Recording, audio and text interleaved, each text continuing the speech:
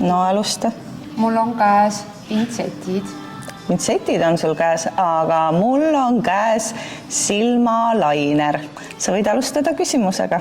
Ava seda, palun. Oi! Avasin.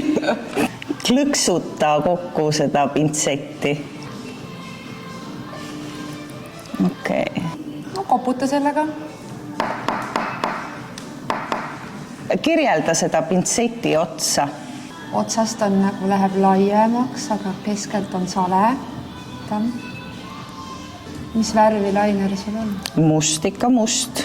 Kas pintsetid on metallist? Jaa.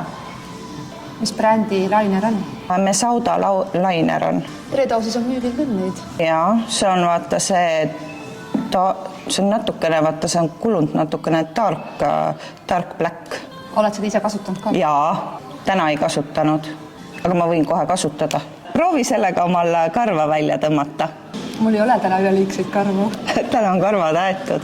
Kas need on ripsmetehniku pintsetid või need on kulmu pintsetid või need on ninakarva pintsetid? Need on pigem kulmu. Võib-olla saab neid kuidagi depilatsioonis abistada. Okei. No, ma otsustan vist, et sa valetad mulle. Mina arvan, et sul on silmalainer.